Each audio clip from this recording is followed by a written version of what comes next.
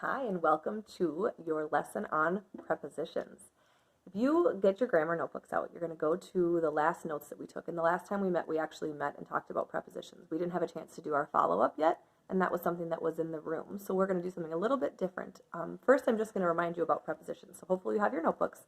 And if you remember, prepositions are the green bridge. So we talked about that this is the Montessori grammar symbol for prepositions. And what they do, they are words that connect nouns or pronouns with other nouns or phrases, and they show relationship. So we're going to think about a bridge, and if you remember, we're thinking about this bridge and the concept of a bridge. What do? You go on a bridge, you can go over a bridge, you can walk to the bridge, you can be under the bridge. All of those words are your prepositions. You have a big list in your grammar notebook, so you can look those up. So I was thinking about an activity and a follow-up to do to practice prepositions, and I was thinking about how we're all stuck in our houses. So what I came up with is we are going to do 10 sentences. If you could do anything or go anywhere, what would you be doing right now if you were outside of your house? So when I think about what I would be doing, I would say I would go to a movie. I would play with my friends.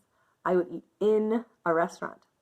In and with and to are all prepositions. So here's what I did. I'll show you a little example of my work. So let's turn it around this way. So here you go. Here's what I did for my work so far. And I was thinking about 10 different sentences. So I'll think of one more and I'll show you how this is going to work. So we're going to go, I would sit on my mom's deck. I would go sit outside on her deck and hang out with her.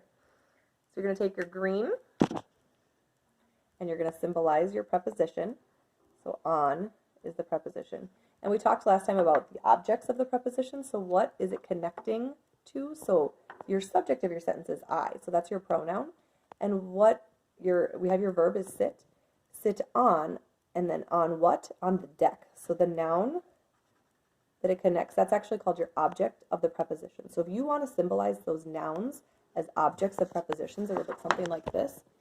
So we know what that preposition is doing. What is it showing relationship to? To the deck. That's where you would sit on.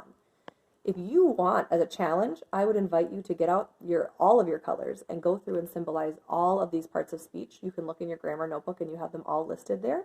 But at minimum, I want 10 sentences, 10 different prepositions, and I want the preposition symbolized, and then the noun, the object of the preposition, should also be symbolized. But if you want to do all of them, that would be great. All right, these can be done in your grammar notebooks, and if you want to take a picture and email it to me and I can look them over, that would be great. All right, bye guys.